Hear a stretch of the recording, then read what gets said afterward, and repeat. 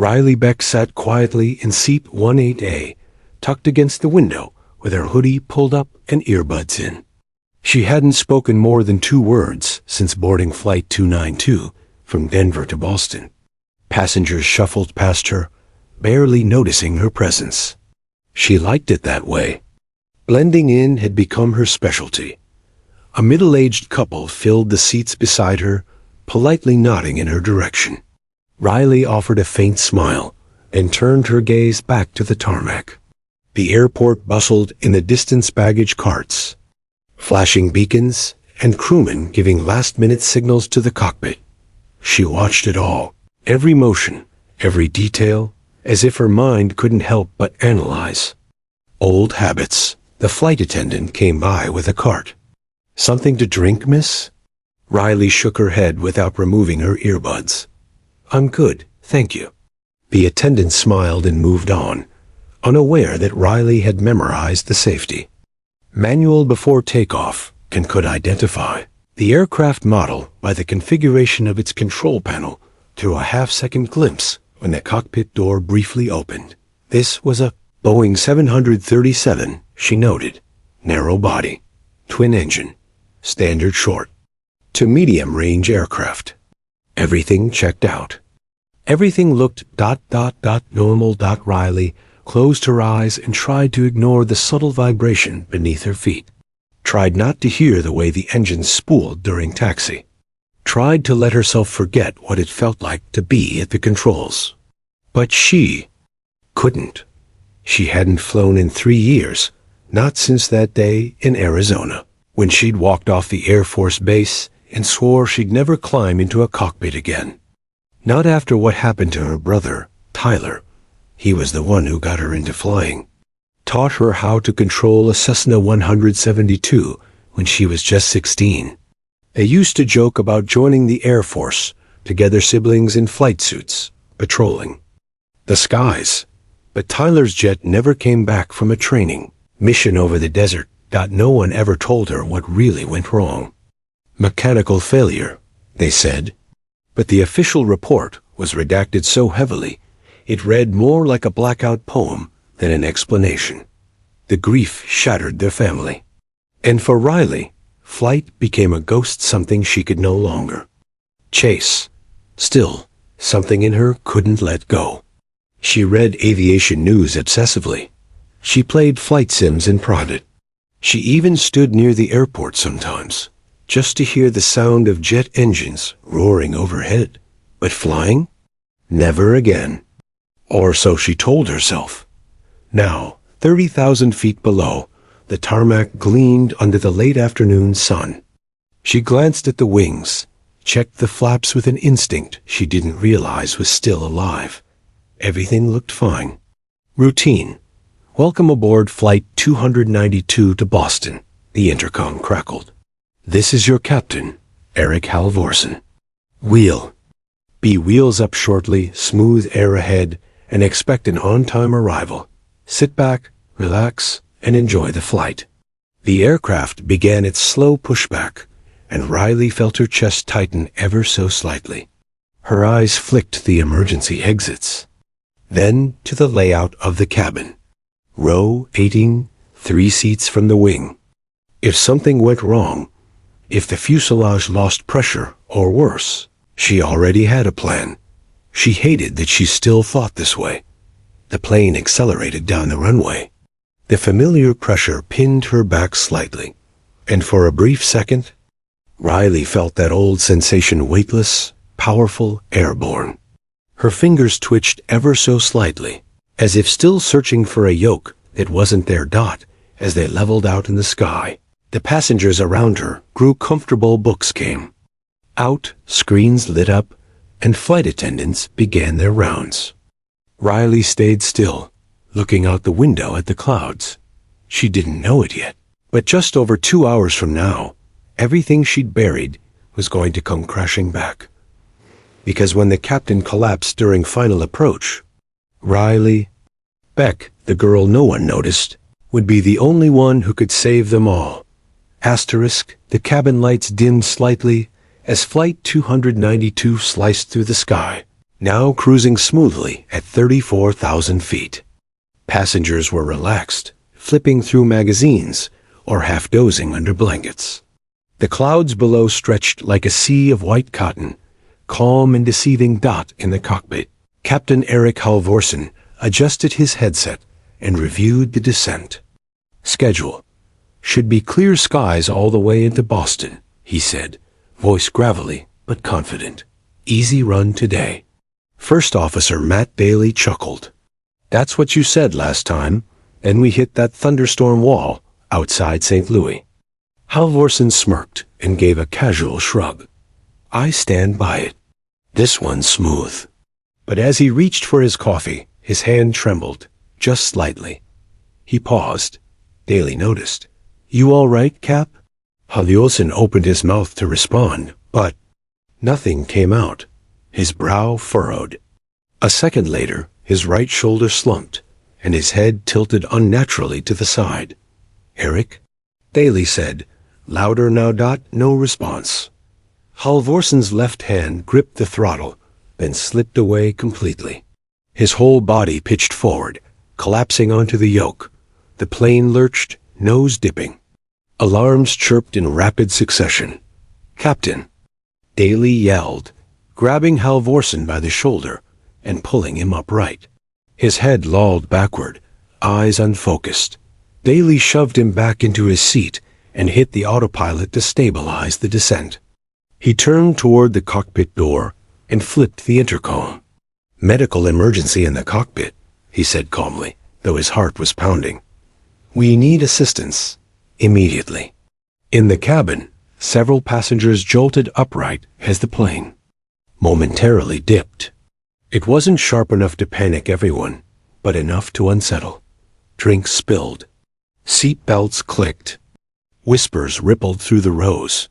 Flight attendant Jasmine Reyes, stationed near the front, noticed the intercom message and rushed to the cockpit. Daly opened the door halfway, eyes wide. What happened? She asked. The captain's unconscious. Daly said quickly. I've got him on oxygen, but he's non-responsive. We need a backup pilot now. Jasmine's face paled. You mean like a passenger? Anyone. Check now. We don't have time. Jasmine turned and moved fast, her heart racing. She snatched the service phone and made an announcement over the speakers. Ladies and gentlemen, we have a medical situation involving the flight crew. If anyone on board has flight training or is a licensed pilot, please notify a flight attendant immediately. The cabin fell into stunned silence. People looked around. A few exchanged awkward glances. One man sheepishly said, I flew a Cessna once for like an hour. Another offered, I've got hours in Microsoft Flight Sim. Neither option brought Jasmine any comfort. She scanned the rows. Then she saw her dot row 18. Window seat. The quiet one. Still, but this time, Riley had removed her hoodie. Her earbuds dangled around her neck. Her expression was unreadable, but her hand was raised, just barely. Jasmine hurried to her. You're a pilot? Riley stood. Former Air Force cadet. I trained in high-performance aircraft. Never flown commercial, but I know the systems. Jasmine hesitated. The girl was so young, slim build, quiet, didn't look like a pilot. Are you sure? She whispered. Riley nodded. If your captain's unconscious and no one else is stepping up, I'm your best option. Jasmine swallowed, then made a decision. Come with me. The passengers watched as Riley followed her down the aisle. Murmurs filled the cabin. A few people scoffed. Is this a joke? Someone muttered. Others watched her walk with quiet awe. Riley didn't flinch. Her steps were measured, like muscle memory. Inside, her stomach twisted, but her mind was razor sharp. Every step she took down that narrow aisle felt like a return to something. She'd run from Dot at the cockpit door. Daly looked at her, stunned. You're the backup? Call me what you want, Riley said, stepping in. Just tell me what I'm working with." And with that, the silent girl from 18A walked into the cockpit and toward the storm waiting ahead. The cockpit smelled like sweat and burnt coffee. The captain slumped in his seat, motionless except for the faint rise and fall of his chest. A small oxygen mask had been fitted around his mouth, but his face remained pale, waxy. First officer. Matt Daly looked up at Riley, his eyes filled with both relief and anxiety. "You're the Air Force cadet?" he asked quickly, voice strained. "Former," Riley replied, stepping into the cramped space. She didn't wait for permission. Her eyes darted across the panels, fingers twitching like they were reconnecting to old instincts. Daly gestured toward the controls. "I've stabilized us on autopilot, but I can't do this landing alone." Captain collapsed mid-approach briefing, just dropped. "Vitals?" Riley asked, checking the instruments. The altimeter read 31,000 feet and descending slowly. Fuel was solid. Weather looked stable, but the pressure inside the cabin was rising figuratively and literally. Breathing. "Pulse faint, but he's out cold," Daly said. "AMTs will meet us on the ground, but we've got 35 minutes until final approach." Riley nodded once. Her brain was calculating fast. Flight profile, weather vectors, aircraft weight. She wasn't certified to fly commercial jets, but she'd logged hundreds of hours in simulators and flown real fighter jets faster, less forgiving and far less stable than this. Daly broke her focus. "You ever land something this big?" "No," she said. "But I know how. I need your systems. You handle comes and checklist." "I'll fly." He looked at her for half a second longer, then nodded. "All right, let's do this." Outside the cockpit door, flight attendant Jasmine stood guard, one hand clenching the handle. She could still hear murmurs from the cabin. Row 17 was buzzing with voices. Did she really say she flew fighters? She looks like she's 20. "Are we safe?" "Safer than with no one up there," Jasmine muttered to herself. Meanwhile, Riley adjusted the seat, her fingers brushing the yoke with a kind of reverence. She hadn't touched one in years. Yet it felt like coming home. The controls responded. To her like a long-lost friend, Daly handed her a headset. "You'll need to identify yourself to a TC when we start descent." "Right," she said, slipping it on. Her voice had always been soft in conversation, but in a cockpit, it shifted, clipped, professional. Grounded. For a moment, silence hung between them as the engines hummed. Daly glanced over. "Why'd you leave the Air Force?" Riley didn't answer right away. Her jaw clenched. "Lost someone. Couldn't fly after that." Daly didn't push further. "Approach clearance in 20 minutes, he said instead. "We'll contact Boston Tower at 120 miles out." Riley exhaled slowly. "Start descent briefing. Let's go step by step." The cockpit came alive again. Checklists echoed between them. Flap configurations, engine readouts, hydraulic pressure. Riley absorbed it all. It was like flipping a switch she thought had rusted over. She had always been a natural. Her instructors once said she flew like she was born with wings. But loss had grounded her, until now. Back in the cabin, the atmosphere grew tense. The turbulence was mild, but passengers picked up on the energy change. They knew something wasn't right. A mother clutched her sleeping toddler. A businessman tried to act unbothered while nervously checking the window every 2 minutes. The murmurs never fully stopped. Jasmine stepped into the aisle.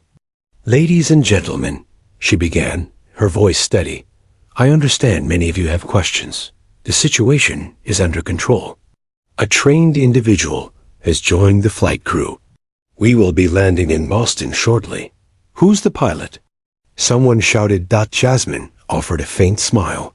"Her name is Riley Beck, and right now She's exactly who we need. Inside the cockpit, Rayleigh's hands moved with more confidence. As Boston's skyline began to blink on the navigation screen, she looked ahead, squared her shoulders, and said, "Let's bring them home." Asterisk Riley's knuckles whitened as she adjusted her grip on the yoke. The hum of the engines, the constant chatter of air traffic control in her ears, the blinking indicators. It was all familiar, terrifyingly so. She hadn't expected to be back in a cockpit, certainly not like this. Not thousands of feet above the earth, with 142 strangers depending on her. "All right," Daly said, raking her thoughts. "We're 22 minutes out.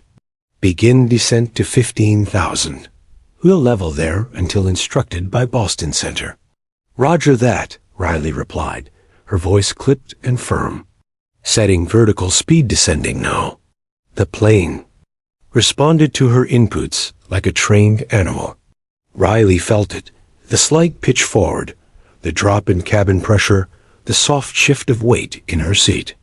Her mind snapped fully into pilot mode, processing data faster than she could articulate it. Beside her, Daly ran through the landing checklist. Landing gear check on your call. Flaps will be manual. Winds are holding steady, 10 knots crosswind. From the northwest, Riley nodded. "Copy. I'll need your help on final flare and braking. I'll handle the approach vectors and glide slope. You sure you're not still in the Air Force?" Daly asked with a wry smile. "I'm just borrowing the sky for a bit," Riley said flatly. Outside the cockpit, clouds thickened. Visibility began to dip as they descended into lower airspace. A faint mist streaked the windshield. The distant lights of Boston twinkled through the haze. Tower control cleared them for a direct approach. Runway 22L back in the cabin. Turbulence picked up. A few passengers gasped as their drinks wobbled on tray tables. The intercom crackled again. Jasmine's voice, calm and composed, reassured them. "We're experiencing routine turbulence as we prepare for landing. Please remain seated with your seatbelts fastened." But not everyone was comforted. In row 14, an elderly man clutched the armrests, whispering prayers. A teenager wiped away silent tears. In row 7, the businessman who had once laughed at the idea of a girl flying the plane now sat utterly silent, eyes locked on the seat back in front of him. Riley hadn't spoken to the passengers directly, but in her mind, she carried every one of them. "I've got to get this right," she muttered under her breath. Daly looked over. "You will. You're already doing it." She didn't answer. Instead, she focused on the approach path. The plane was 12 miles out, descending through 8,000 feet. Boston Tower came through in her headset. "Flight 292. You're cleared for final. On 22L, winds 9 knots. Expect a smooth touchdown. Emergency crews are standing by." "Roger that," Riley replied. "Final approach, 22L. Daly glanced at her. "You okay?" "No," Riley said. "But that doesn't matter." A gust hit them hard. The plane jerked slightly, and Riley countered instinctively, tapping the rudder pedals, rolling the wings back to level. It was like riding a storm through muscle memory. Daly swore softly. "You sure this is your first time with a 737? "First time I've admitted it," she said, eyes locked on the HUD. At 3,000 feet, the city lights emerged from beneath the clouds, Boston, sprawling beneath them like a sleeping machine. Riley adjusted flaps, checked speed, and extended the landing gear. The thud and whine of the gear lowering echoed faintly through the fuselage. Daly called out, "Gear down, 3 green." Flaps set. Riley's pulse quickened. She swallowed hard. Her fingers flexed. She whispered to herself, barely audible, "You've done harder things. You've flown through worse. You just haven't done it in a while." And then, from deep in her memory, she heard Tyler's voice. Her brother, her mentor. Just trust the wings, Riles. They want to fly. You just help them land. The runway appeared. Long, wet, lit like a beacon. She tightened her grip on the yoke and said calmly, "Final check. Let's bring her down." The silent girl in 18A was gone now. In her place sat a pilot. The runway was straight ahead, glowing strips of light stretching through a curtain of rain. The tower's voice crackled again in Riley's headset. "Flight 292. Continue approach. Wind now 14 knots, gusting 20 from the west. Surface visibility dropping." Riley didn't flinch. "Roger, continuing approach. Adjusting for crosswind." Inside the cockpit, the atmosphere turned surgical. Every breath felt heavier. Every second, louder. Matt Daly glanced at her. "It's yours." She nodded once and gripped the yoke tighter. At 1,800 feet, the turbulence hit like a hammer. The aircraft jolted sideways, left wing dropped, tail kicked out. Screams erupted in the cabin. Trays clattered. Someone cried out in fear. "Roll left." Daly barked. "I got it." Riley snapped, adjusting the ailerons with fluid precision. She pressed right rudder, rolled the plane back to level, and steadied their descent. Vertical speed high reduce. Daly warned, "I see it." The altimeter spun too fast. They were sinking rapidly, way too fast for a safe landing. "Throttle," she shouted. Daly adjusted. The engines roared, but another gust hit, harder. The entire plane dropped 50 feet in a gut-wrenching plunge. Passengers screamed louder. Oxygen masks dropped in rows 10 to 15. "Wind shear." Ailey yelled, "Leveling." Riley barked. Her heart thundered, but her hands were steel. Sweat ran down her temple. Her vision tunneled to the HUD and the shrinking runway ahead. They were just 900 feet above. The ground in the aircraft was barely stable. Riley's voice hit the tower. "Boston. Tower, Flight 292, declaring emergency wind shear on final. Attempting landing. Runway 22L. Flight 292, emergency crews standing by. Winds 20 knots, gusting 27. Proceed with caution." Back in the cabin, Jasmine was gripping the back of seat 17A, trying to calm a crying child. The overhead lights flickered. A plane rattled like it was made of bones and bolts. People prayed. Others simply froze. Row 18 was empty now, and everyone knew why. At 600 feet, Rayleigh's eyes narrowed. "Gear down, flaps full," Daly confirmed. "You're cleared. Go for it." She guided the aircraft onto the glide slope, trimming constantly, muscles aching from tension. The nose bounced with each pocket of air they hit. But Riley held it. Steady, like she was taming a wild stallion mid-gallop. Speed's good, angles clean. "You've got this," Daly said. She didn't respond. She was too deep in it.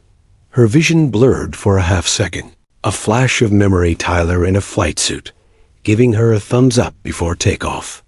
The last time she saw him. Focused. Riley shook her head and breathed out. Stabilized. Going in. The wheels were just seconds from kissing concrete. Daly called it. 200 feet. You're golden. 100.50. Then another gust. Bank right, bank right. Daly yelled. She reacted instantly. The right wing dropped slightly. The plane tilted, scraping against the wind like it was made of willpower. Alone. Throttle back. Flare. Daly shouted. Riley eased the yoke back. The aircraft's nose lifted just right. The wheels touched. Hard. But they held. Collective gasp roared through the cabin. Some clapped. Others sobbed. Reverse thrusters engaged. The plane slowed, tires screeching on the wet tarmac. Spray arced. Up behind them like waves. Then silence. The plane rolled gently to a stop near the end of the runway. Riley's hands were still on the yoke, her arms trembling from tension. Her body felt like stone, but her breathing finally slowed. Daly looked at her in disbelief. That was textbook perfect in a hurricane. No such thing as perfect, she whispered. But we're alive. A knock on the cockpit door broke the silence. Jasmine's voice came through. Is it safe? Riley looked at the runway lights outside. Yeah, she said. We're home. The jet sat motionless at the far end of runway 22L, bathed in the piercing glow of floodlights and emergency vehicles. Boston Logan's tarmac shimmered with rain, glistening under the strobes of flashing red, white, and blue. In the distance, airport fire trucks idled, ready to respond. But there was no fire, no crash, no wreckage. Just one Boeing 737 and 142 lives still intact. Inside the cockpit, Riley Beck sat motionless. Her hands still gripped the yoke, even though the engines were idling and the brakes were set. It took a long moment before her fingers loosened. She slowly leaned back into her seat, letting the full weight of what just happened settle onto her chest like a 100-pound vest. Matt Daly exhaled loudly, breaking the silence. Riley, he said, turning to her, you just saved everyone on this plane. She didn't respond. She wasn't ready for praise. Not yet. Sirens faded as the tower cleared the tarmac. The emergency lights created long shadows inside the cockpit, painting Riley's face in red pulses. She looked exhausted, but unshaken. Her eyes stared straight ahead, locked on the lights of the terminal across the field. The radio crackled. Again, Flight 292 cleared to taxi via Alpha and Sierra to Gate 32. Medical crews standing by.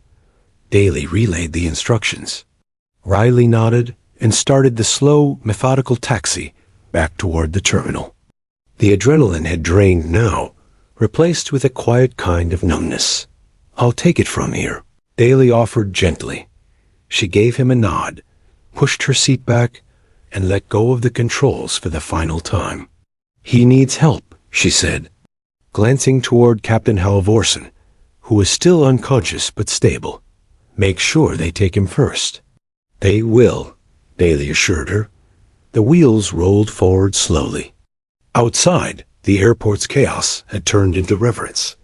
Fire crews saluted the aircraft as it passed, and ground crew watched in awe, already briefed on what had happened in the skies above. Inside the cabin, people stirred. Seat belts still. Fastened, but heads turned. Row after row, passengers looked forward, toward the cockpit. They were waiting. Whispers had already made their rounds. That girl landed us. She's the one. Who is she? As the plane pulled into the gate and the engines shut down, the familiar chime of the fasten seatbelt sign dinged softly. Then the cockpit door opened. Riley stepped out. And silence fell. She stood still for a moment, framed by the narrow aisle and the dim cabin lights. Her hoodie was gone. Her hair was messy. Her face looked pale and drained. But her eyes, they were clear, alive. A little boy in row 9 clapped. One person followed, then another, within seconds, the entire cabin erupted into thunderous applause.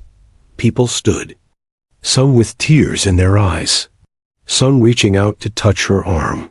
One woman whispered, "You're the reason I get to see my granddaughter tonight." Riley didn't know how to respond. She wasn't used to attention. She wasn't used to people looking at her like she was more than just a shadow in a crowd. She nodded politely, said nothing. Jasmine, the flight attendant, appeared by her side.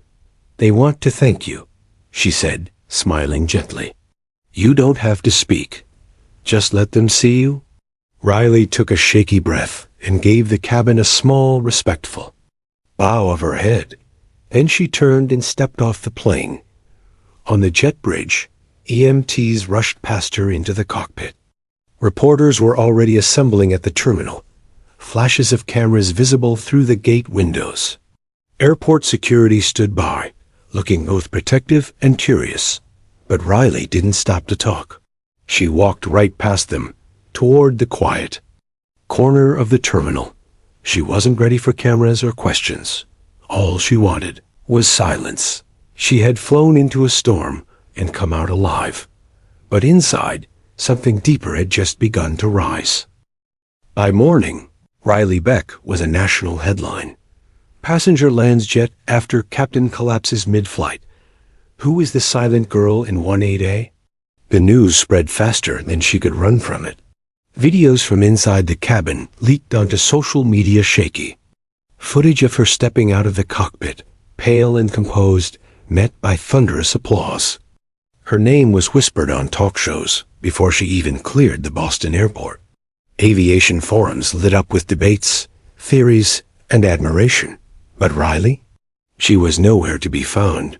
She slipped away from the terminal unnoticed, wearing a borrowed hoodie from a flight attendant and a pair of sunglasses she didn't pack.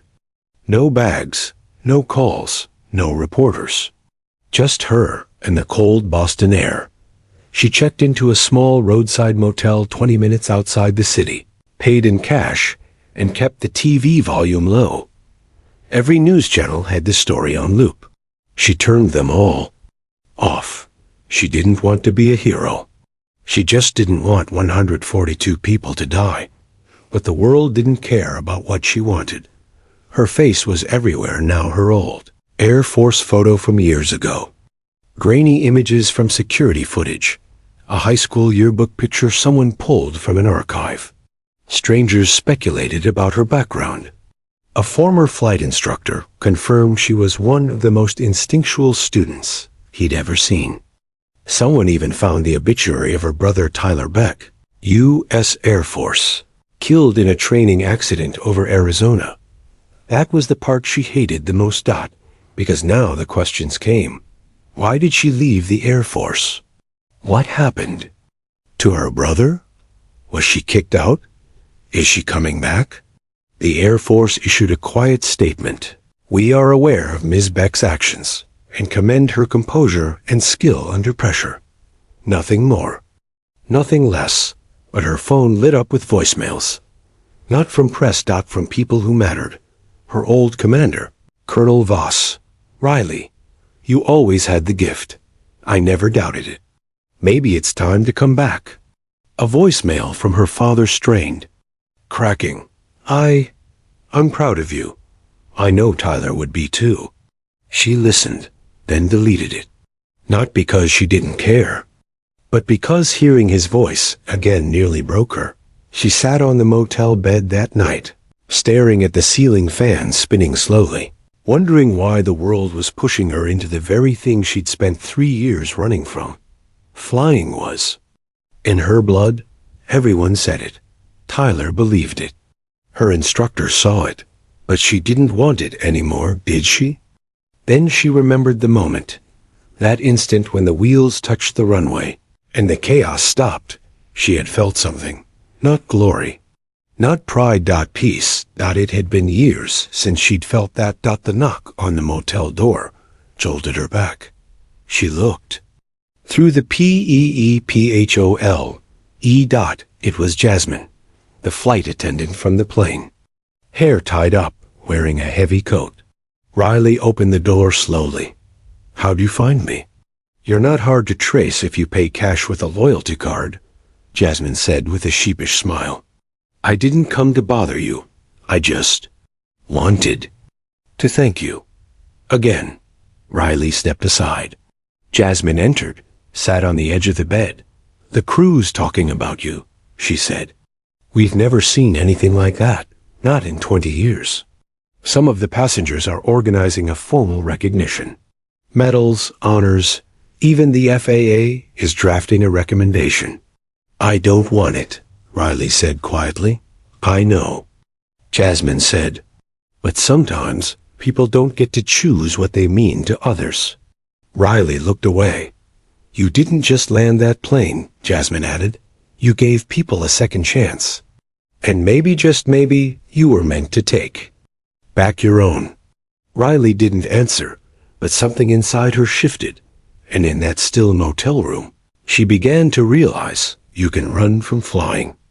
But if the sky calls your name, it will find you again. 2 weeks after the emergency landing of Flight 292, Riley Beck stood on a quiet airfield just outside Colorado Springs. She wasn't there for an interview, or a medal, or a press conference. She was there to fly. A single Cessna 182 sat waiting on the tarmac, its wings catching the morning light. Not a fighter jet, not a commercial airliner, just a small, stubborn little aircraft like the one Tyler taught her to fly in when she was 16. She stepped toward it slowly, boots crunching on frost. A gentle breeze pulled at her jacket, but she didn't shiver. This time, she was ready. After the incident, Riley had disappeared from the public eye again, exactly the way she liked it. But she hadn't gone into hiding. She'd gone home, back to the storage locker she hadn't opened in years, to the dusty flight manuals, old Air Force patches, and the photo of her and Tyler standing arm in arm, grinning in matching flight suits. Pulled out the letter Tyler had written to her during training, sealed in an envelope she'd never opened. Not until now had it said only one thing: when it gets hard up there, don't forget, you're built for the sky. And if I don't come back, make sure you still fly. She cried for the first time in years that night. Then, she made a decision, that not for the passengers, that not for the press, that for herself. Now, inside the cockpit of the Cessna, Riley ran through her checklist. Her hands moved with practiced ease. Battery, fuel pump, engine, radios. The familiar purr of the propeller echoed in her ears like music. She adjusted her headset and closed her eyes, breathing deep. No fear, no flashbacks, only clarity. She called into tower. Cessna N345RB ready for takeoff. Runway 17. Cleared for takeoff. 345RB. Good to hear you back in the sky, Beck. She smiled faintly. The wheels began to roll. The runway blurred. And then dash lift. She soared. The aircraft climbed into the blue like it had been waiting for her all this time. The clouds stretched out below like silent spectators. The morning sun spilled across her windshield. For the first time in years, Riley wasn't running from the sky. She was returning to it. World still remembered her. A few months later, she was invited to Washington, D.C. to receive a civilian aviation medal. She wore a simple suit, no makeup, hair tied back, quiet as always. When asked to speak, she kept it short. I didn't land that plane for applause. I did it because someone had to. But flying isn't just about saving lives. Sometimes it's about saving your own. She stepped down before they could ask for more. The cameras caught her walking away. But what they didn't capture was what happened after. Riley returned to the Air Force Academy, not as a cadet, but as a mentor. She spoke to young pilots, many of them broken, doubtful, or terrified. And she told them the truth, about fear, about loss, about the long road back. And about how sometimes the sky doesn't let go of you, even when you let go of it. Her story became part of training lectures, a case study, a legend. But to her, it was just a flight, one chance to do the right thing. Today, she still flies. Sometimes she trains pilots in simulators. Sometimes she flies solo over the Rockies, where the air is clean and the silence is peaceful. And every once in a while, when she needs to remember who she is, she returns to Boston. She sits by the windows in Terminal B and watches planes take off. Sometimes she catches a whisper of a child asking, "Is that the girl who saved the plane?" And she just smiles, puts her hands in her pockets, and walks quietly into the crowd. Not as a hero, but as a pilot, dot again, dot at last.